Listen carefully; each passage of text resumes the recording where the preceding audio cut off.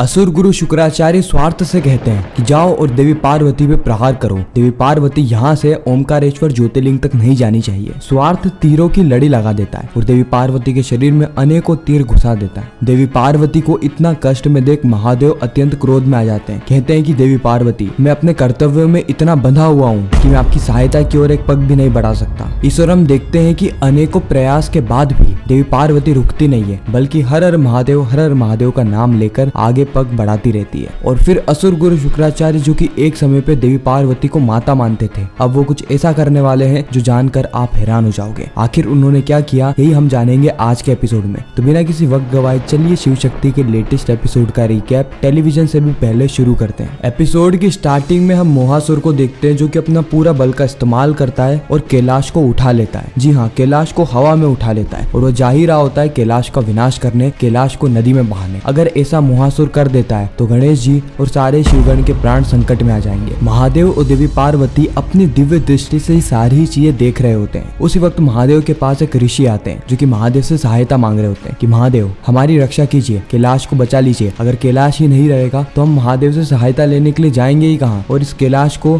सिर्फ आप ही बता सकते हैं। आपकी चेतावनी से ये मोहासुर पीछे नहीं हटने वाला है। महादेव, आपको स्वयं ही कैलाश में जाना होगा और कैलाश वासियों की रक्षा करनी होगी, कैलाश को बचाना होगा। महादेव कहते हैं कि मुझ पे ऐसा धर्म संकट आया है कि यह शिव यहाँ से कहीं पर भी नहीं जा सकता। मैंने स्वार्थ का अंत करने के लिए और शिवत्व को इस पूरे ही संसार में फैलाने के लिए अपने आप को 12 ज्योतिर्लिंगों में वृतक कर लिया है। जब तक मैं अपने आप का साकार रूप नहीं बना लेता, मैं कहीं पर भी नहीं जा सकता। अब अगर कोई कैलाश को बचा सकता है तो वो है देवी पार्वती। देवी पार्वती अपनी इस यात्रा को तोड़ के कैलाश में जाके कैलाश को बचा सकती है। इस ओर हम देखते हैं कि महादेव देवी पार्वती से मदद की गुहार लगाते हैं। वो कहते हैं कि देवी पार्वती, आपको लौट जाना चाहिए। इस ओर हम देखते हैं कि असुर माता दीति भी देवी पार्वती को बार बार यही कह रही होती कि देवी पार्वती, रुक जाइए, रोक दीजिए ओमकारेश्वर की यात्रा। आपको अपने पुत्र को बचाना होगा, कहीं आप अपने लोभ में आके, लालच में आके अपने माता होने का धर्म न भूल जाएं। इसीलिए जाओ देवी पार्वती, कैलाश जाओ, अपने पुत्रों को बचाओ। देवी पार्वती भी अपना निर्णय बना ही लेती है कि अब वो कैलाश ही जाएगी, वो अपने पुत्र को बचाएगी, कैलाश को बचाएगी। और देवी पार्वती जैसे ही कैलाश जा ही रही होती है कि उसी वक्त वहाँ पर सदाशिव उपस्थित होते हैं। सदाशिव यहाँ पे देवी पार्वती को एक ऐसी राय देते हैं जिससे कि देवी पार्वती ओमकारेश्वर की यात्रा भी पूर्ण कर लेगी, साथ ही कैलाश को भी बचा लेगी। और वह यह है कि देवी पार्वती जल्द से जल्द ओमकारेश्वर में पहुंच जाए और महादेव से वर मांग ले। अगर ऐसा होता है तो वो कैलाश को भी बचा सकती है, साथ ही उनकी यात्रा भी नहीं टूटेगी। देवी पार्वती को यह सुझाव बहुत ज्यादा अच्छा लगता है, जिससे कि देवी पार्वती अपने निर्णय को पलट देती है और ओमकारेश्वर जाने का वापस से निर्णय बना लेती है। इस ओर हम मोहासुर को देखते हैं, जिसने की कैलाश उठा लिया होता है और वो कैलाश को लेकर सीधे नदी में बहाने के लिए ले जा रहा होता है। वो अपने मार्ग में बहुत ज्यादा शीघ्रता कर रहा है। इस ओर देवी पार्वती भी ओमकारेश्वर ज्योतिर्लिंग की ओर निकल जाती है। यह बात सुन के असुर माता दीति, असुर गुरु शुक्राचार्य और स्वार्थ को बिल्कुल भी अच्छा नहीं लगता है, क्योंकि उनके योजना के अनुसार देवी पार्वती को कैलाश जाना था ताकि उनकी यह ज्योतिर्लिंग की यात्रा टूट जाए और इस पूरे संसार में वापस से स्वार्थ का प्रभाव फैल जाए। लेकिन होता बिल्कुल विपरीत है। देवी पार्वती बल्कि ओमकारेश्वर ज्योतिर्लिंग की ओर जाने लगती है और वहाँ पर जाने के बाद वह ऐसा वर मांग लेगी जिससे कि कैलाश भी सुरक्षित रहेगा। तो यहाँ पर दोनों ही ओर से असुरों की हार हो जाएगी। इसीलिए असुर गुरु शुक्राचार्य कहते हैं कि नहीं, ऐसा कदापि नहीं हो सकता, इस बार हम लोग नहीं हार सकते। स्वार्थ, अपना पूरा बल का इस्तेमाल करो और देवी पार्वती की इस यात्रा को भंग करने की कोशिश करो, इन पे प्रहार करो। फिर हम देखते हैं कि स्वार्थ अपनी शक्तियों से कई सारे तीर से देवी पार्वती पे प्रहार करता है। देवी पार्वती को कई सारे चोटें आती है, लेकिन देवी पार्वती रुकती नहीं है। कई सारे तीर देवी पार्वती के शरीर पे लग जाते हैं, लेकिन देवी पार्वती हर हर